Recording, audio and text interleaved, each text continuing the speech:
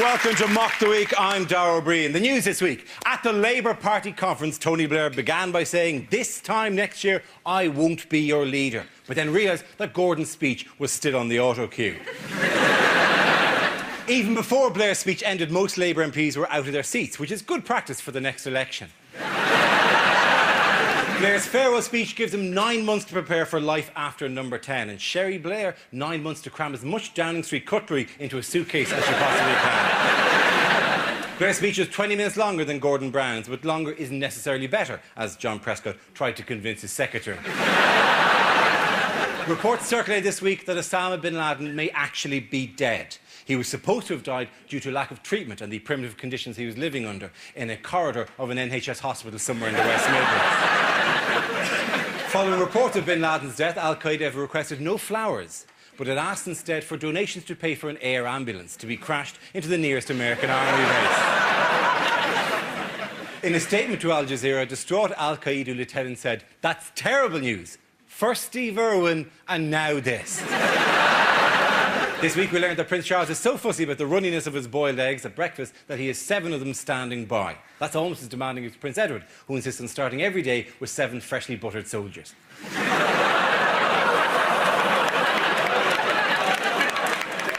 Joining me tonight are 6 of the country's top comedy performers: Andy Parsons, John Coleshaw, Russell Howard, and Frankie Ball, Hugh Dennis and Mark Watson. Welcome to you all.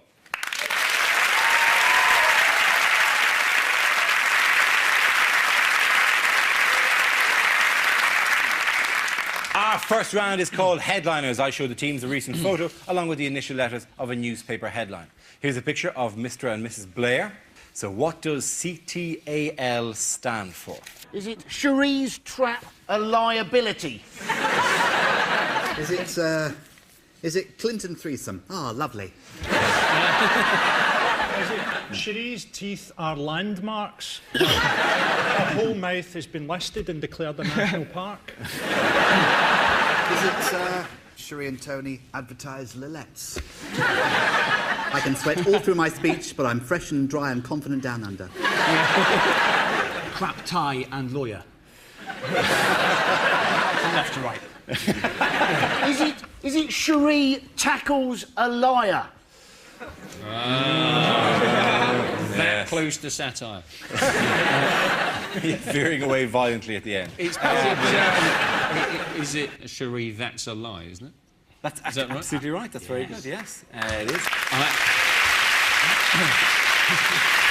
The answer I was looking for was Sherry, that's a lie. This is a journalist's claim to have overheard Sherry Blair saying, well, that's a lie, when Gordon Brown talked of the privilege of working alongside the Prime Minister during his Labour conference speech in Manchester. Number 10 have denied the allegations, but the journalist Carolyn Lotter stood by her story. Who do we believe? I believe the journalist.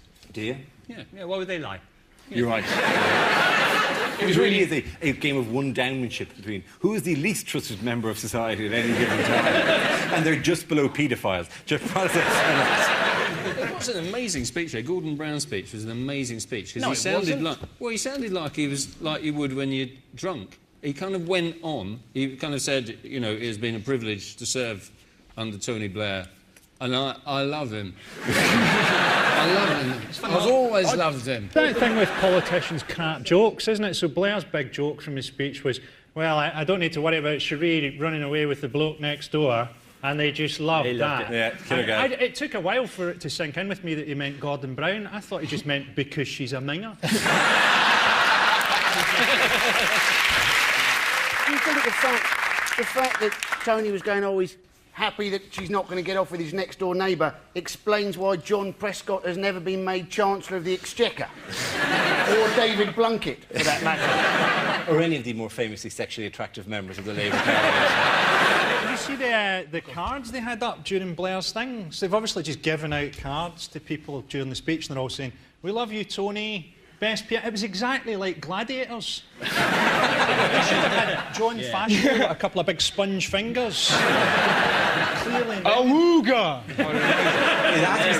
The actual words of the final words of his speech. I can't sell it the way he sold it. Go for it. But, Stand up and really go. Next year I won't be making this speech, but in the years to come, wherever I am, whatever I do, I'm with you, wishing you well, wanting you to win. It's almost if he wanted the crowd to rise up and go, "No, E.T., don't leave." No, the peace was in your heart all along. You had the superpower, not me. And then a bright light, and then he... The thing is, he's worried about his legacy, and his legacy is secure. He'll be remembered forever as a mass-murdering bastard. In 100 years' time, he'll be an Iraqi fairy tale that mothers use to frighten their children. There's been no, reaction about what Gordon Brown feels about, all of this, has there? Nobody's really talked about what he thinks about all of this in that sort of dislocating jaw way. He's a detachable jaw, that if he needs to, eat like a small woodland animal, that he can actually remove the jaw and then swallow a vole entirely.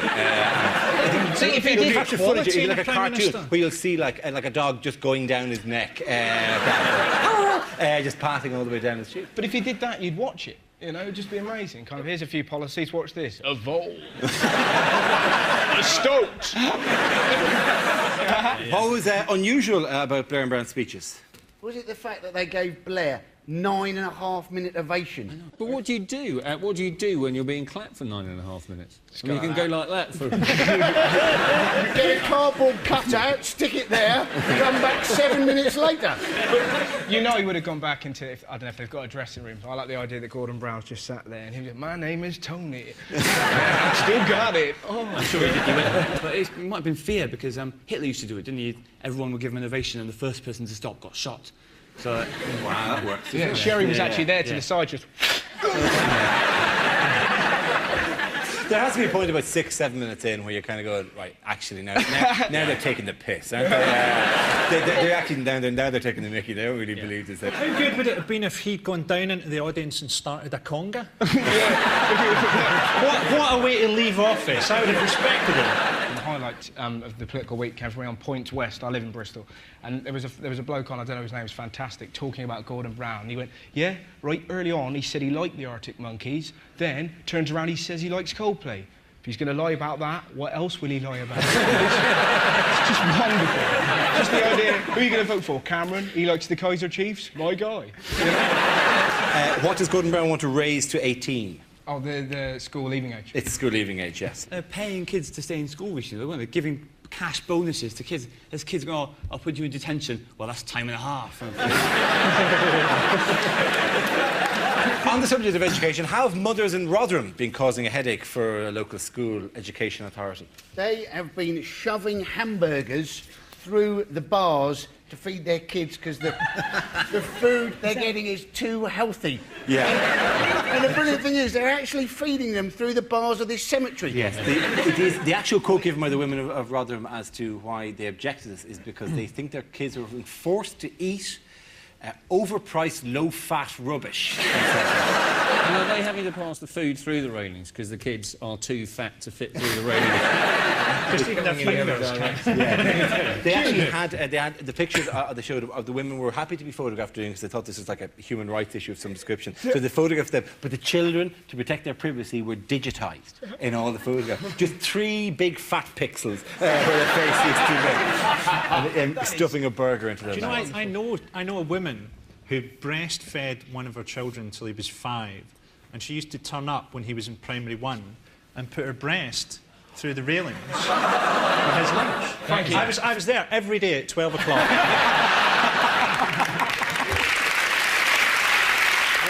Was it the whole breast, or being Scotland, was it just a very, very cold nipple?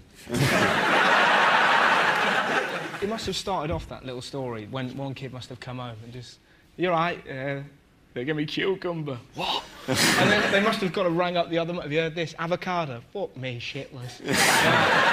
Let's make some burgers and show them what's what.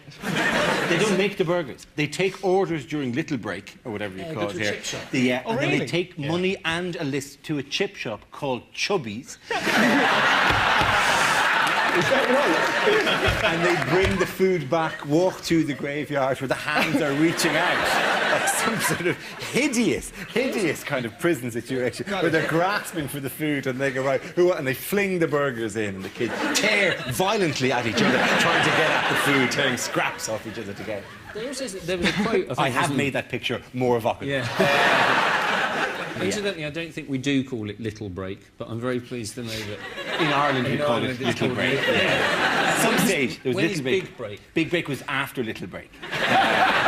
we would call lunchtime. Yeah. And everyone plays snooker. Yeah. We stare at your stories with school dinners in a kind of what? You got fed. We had to bring lunch in, like, you know, they think that's the norm. In Scotland, do they have? Yeah, pack lunch. Pack lunch, yeah, that's the way you do it. Whereas in England, seemingly, uniquely for the world, you have giant vats of fat and you just dump carbohydrates into the fat and you know, go on, eat this. This will perk you up for the afternoon.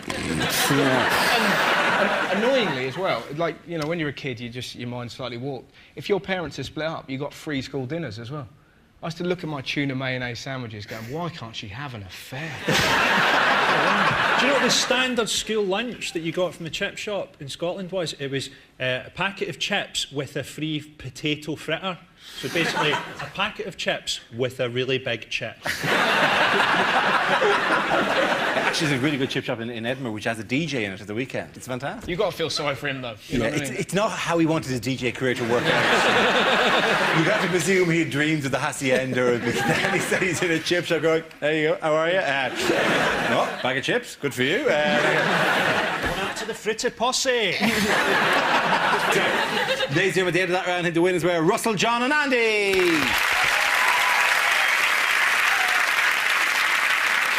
Our next round is called Newsreel. We'll play in a recent piece of news footage featuring some of the world's major figures and ask John and Hugh to provide a commentary. This week your film will be on a political theme.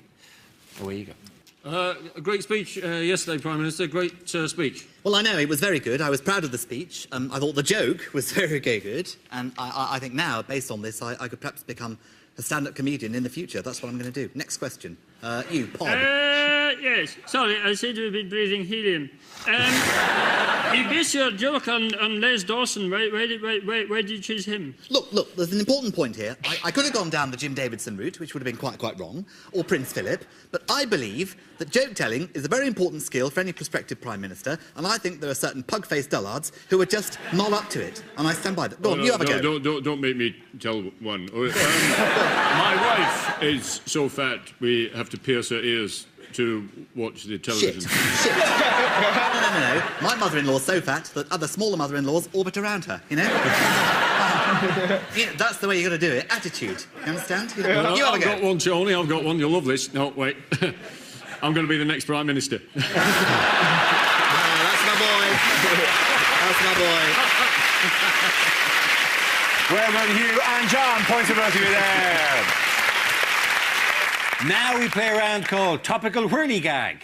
This game involves Mark, Andy, Frankie and Russell. So if you could make your way to the performance area, please. This is a stand-up challenge. Our random news generator contains a bank of topics. We spin the wheel, and when it stops, anyone can step forward and try to make us laugh about the subject it's landed on. The winner is the team I judge to produce the funniest material.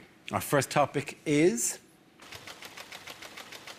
protest marches. Who's up first? Any come in and protest? Yeah. Russell. OK. The only protest march I went on the Countryside Alliance March. I'm not pro or anti-fox hunting. I just quite like watching posh people get beaten up. I know it's wrong, but if you can find me a more glorious noise than then I'll happily listen. Come on, it's going to be fun, isn't it? And it's just so much fun baiting right-wing people. What do you think about fox hunting? I tell you what I think. If we didn't chase the fox, the entire bloody country would be overpopulated by foxes. Is that what you want? Some hideous land of the foxes? Me, unable to leave my house and fear a fox wandering up to me, stabbing me in the gizzards? Is that what you desire? Looking across my lawn to see fox upon fox prowling along my paddock, flicking the V's at me, walking hand in hand with asylum seekers? Is that what you want? Very good, Russell. Well done, Russell Howard. OK, let's spin the wheel again. The subject is the Middle East. You know when everything kicked off in Lebanon, all the Scandinavian countries evacuated all their people the minute anything happened? Do you know where they put them? Syria. What was that called? Operation Out of the Frying Pan. And then we had bombs coming through Prestwick Airport to be dropped on civilians.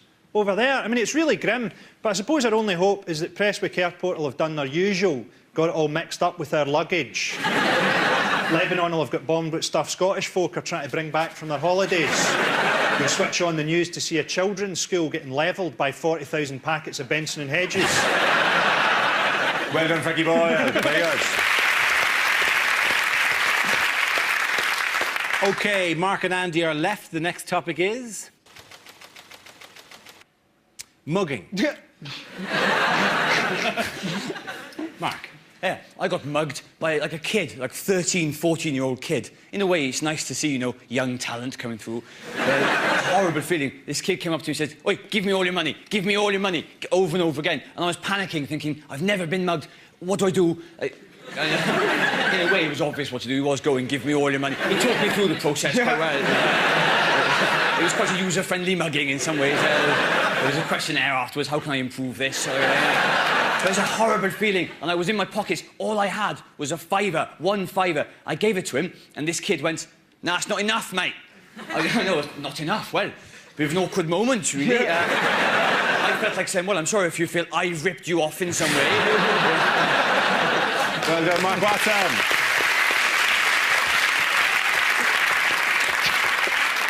One more topic is left to Andy. This is the topic. It's transport. Away you go. Now, we have had bus lanes, we have had cycle lanes, we have a new initiative, combined bus and cycle lanes. What a crap idea that is.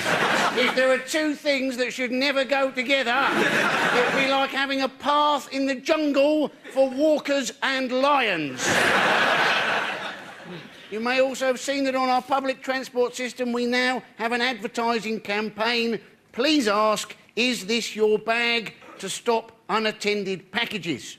Now, quite who you're supposed to ask, is this your bag too, if the package is genuinely unattended. But as I remember rightly, the problem with the London bombings was not with unattended packages. The problem was very much with packages which were fricking attended. You're hardly like to go up to somebody wearing a rucksack and go, "Is this your bag?" There's Andy Parsons. At the end of that round, I think the winners were Andy and Russell. Everyone come back.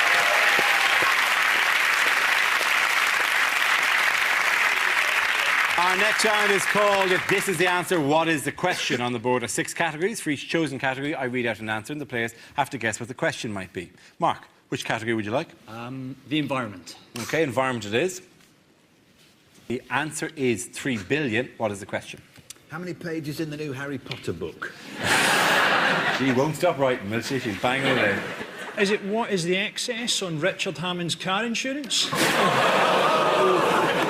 He's walking around. It's what he would have wanted. Is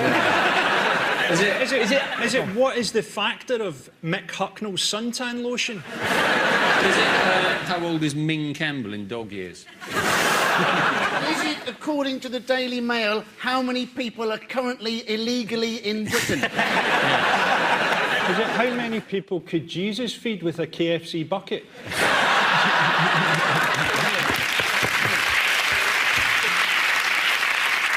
Is it, in fact, what Richard Branson has promised to give to combat global warming? That's exactly right. Very well done. Yes.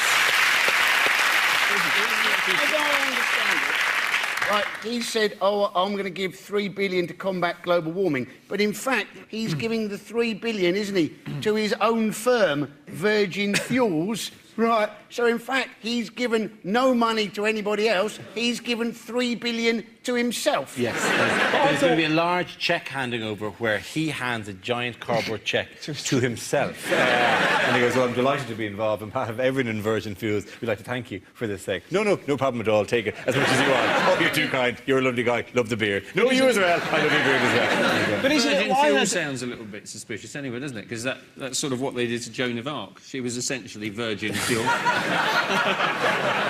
He's investing in wind farms and stuff, isn't he? He's got wind farms? I've absolutely no idea. I think more it was bioethanol fuels I was going for, because wind farms are notoriously difficult to operate an airplane with.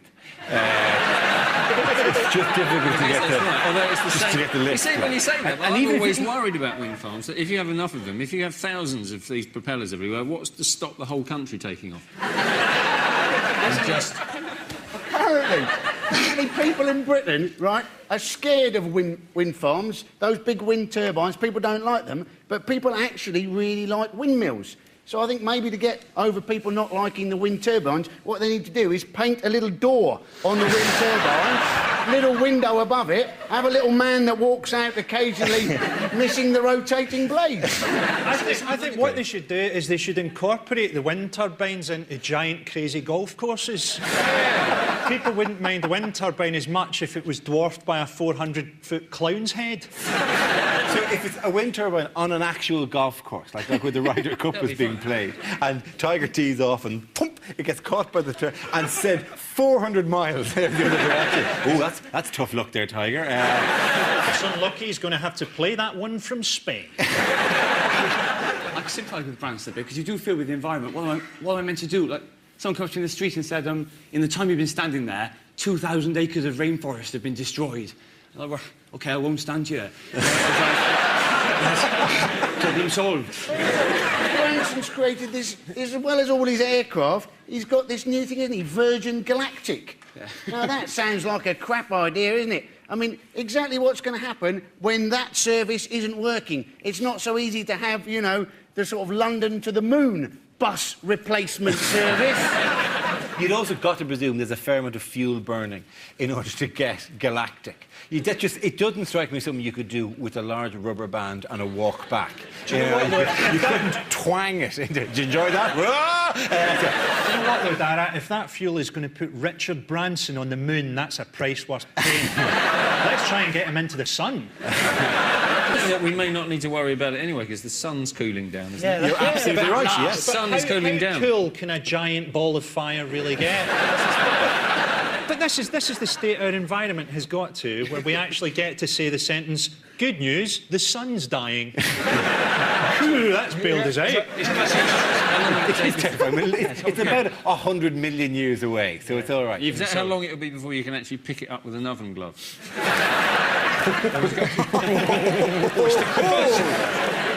How long is it before we get flooded? Because... Oh, that's sooner, unfortunately, yeah. But on the plus Norwich, side... Norwich is supposed to be underwater within 20 years, and the locals are delighted because after centuries of inbreeding, they finally get to use their webbed feet and hands.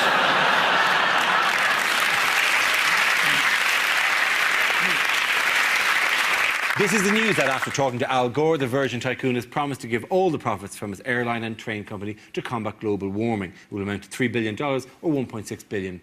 But isn't that ridiculous, given that his companies are the ones who are causing a lot of the global warming? That would be like Noel Edmonds pledging £3 million to combat shit telly.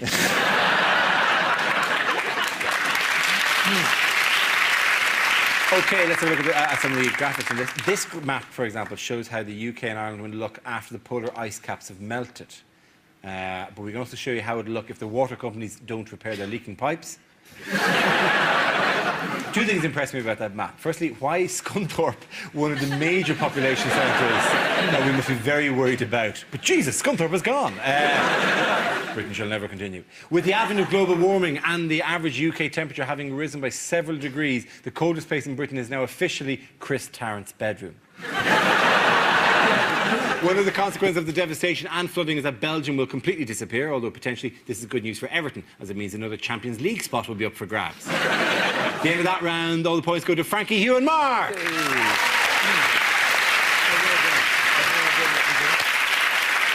Now we come to our final quickfire round called Scenes We'd Like to See. This is for everyone, so if you could make your way to the performance area, please. I call it ideas for scenarios we'd love to see, and the performers come in with their suggestions. Here we go. The first subject is ill-advised things to say in court.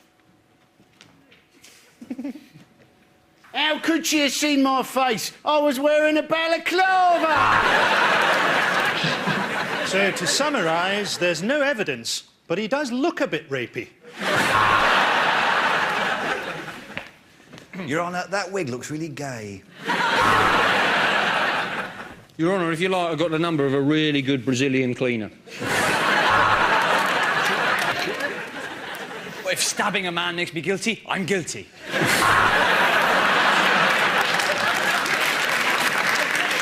I would like to present my own defence through the medium of dance.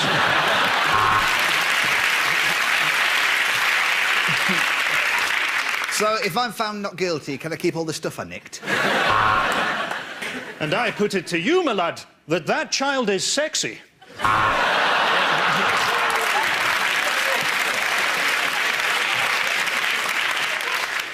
Oi, Wiggy! I've done your door!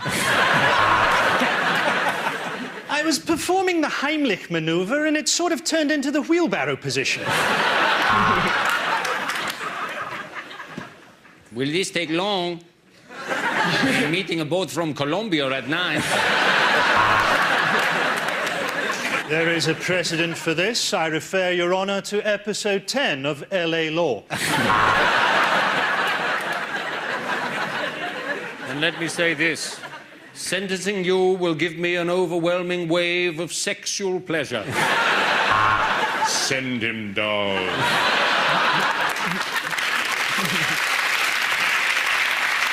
The next topic is things a sports commentator would never say.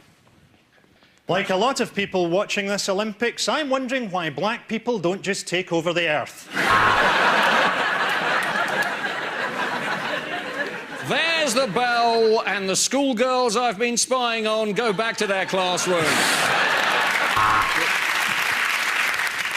I can't be the only person to wonder what it would be like to shag this gymnast. So here we are, from Wembley. So, with 3 furlongs to go in this Grand National, let's leave the leaders and go and watch the fallers being shot.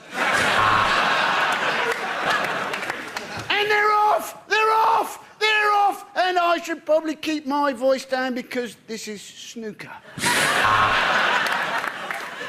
Oh, forehand, backhand, forehand. Don't you just love it when they grunt? Just reading through the names of this Chinese team is making me feel hungry.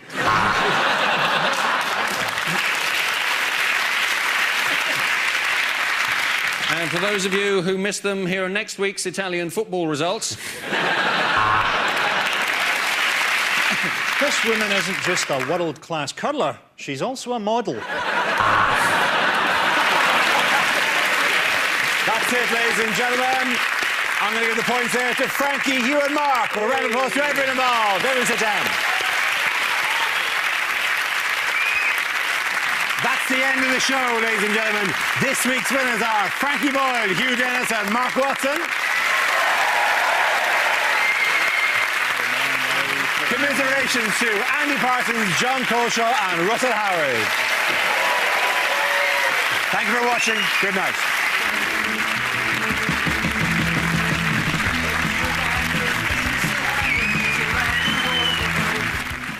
Mock the Week back on Thursday at 10. Michael Palin stars in American Friends next on BBC 2. And on BBC 3 in 10 minutes, new comedy, I'm We're Stupid.